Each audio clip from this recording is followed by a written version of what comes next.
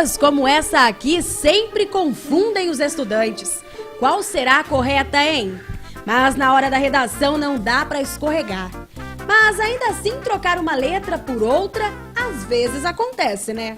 Na hora da prova, né, como tá a concentração, a gente tá fazendo, a gente nem percebe, mas na hora que a gente vê depois, quando saem os gabaritos, as coisas na internet, as brincadeiras na internet, a gente dá risada, porque passa despercebido na hora que você tá fazendo e a gente nem vê. Quem vê mesmo é mais os professores que percebem esses erros. Erros na prova do Enem são assunto na internet. E o resultado da prova de 2016 ainda não saiu. Mas a expectativa para a correção da redação é grande.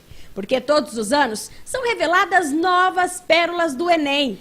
Assim ficou conhecido os estudantes que cometem erros bizarros na prova. Em todas as edições do Enem acontecem situações como essa. Erros, assim grotescos. Que papelão, hein? Na redação, este estudante escreveu: isso tudo é devido aos raios ultraviolentos que recebemos todos os dias. Não seria ultravioleta, não? Este outro relatou o El Niño já provocar secas e enchentes calamitosas. Pior foi este aqui. O problema ainda é maior se tratando da camada de ozônio. Eita, que erro, hein? Mas este foi bizarro. Ele diz na redação: é um problema de muita gravidez. Essa foi engraçada, não é mesmo? E tem gente desatento demais. Nesta questão, a pergunta foi: qual a função do apóstrofo? E o candidato confundiu a palavra com apóstolo. E a resposta foi a seguinte: são os amigos de Jesus. Ai, ai, ai. O Enem, ele mostra pra gente, de uma forma muito clara, a realidade da educação brasileira, né? Então, ali são alunos de escolas públicas, de escolas particulares, alunos preparados, alunos despreparados, né? Que enfrentam essa prova. E na hora que a gente vai ler esses textos, nós encontramos de tudo, né?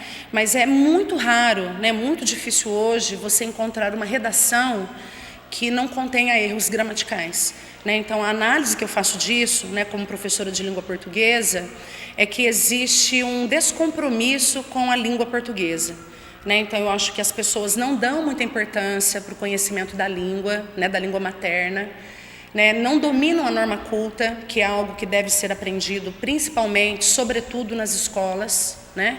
E eu não consigo enxergar essa prioridade, muitas vezes, no estudo, né? Então, as pessoas, os adolescentes principalmente, né?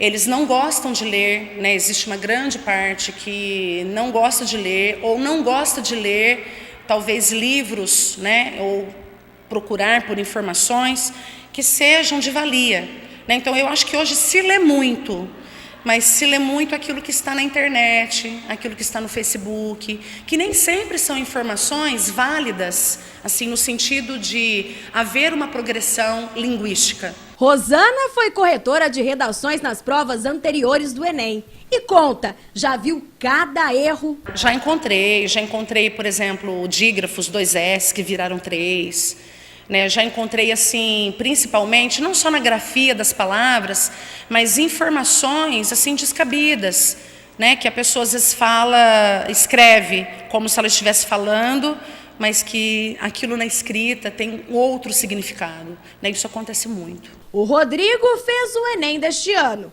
e ele garante, não cometeu nenhuma gafe na prova. Eu acho que, principalmente, esses descuidos na hora da escrita se devem à falta de leitura, à falta de hábito de leitura.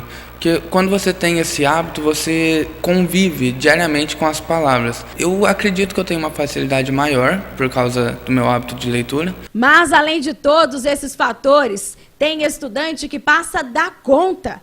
Pérolas do Enem já pegaram pesado. Esta questão pediu para o estudante encontrar o X. E olha só, ele encontrou. Assim fica fácil, né? Mas este aqui foi ainda mais além. A questão diz converta. E o estudante escreve o Pai Nosso e assina embaixo: convertido. Nesta outra edição do Enem, a estudante revela a tática para escolher a resposta. Fez minha mãe mandou e ainda escreveu.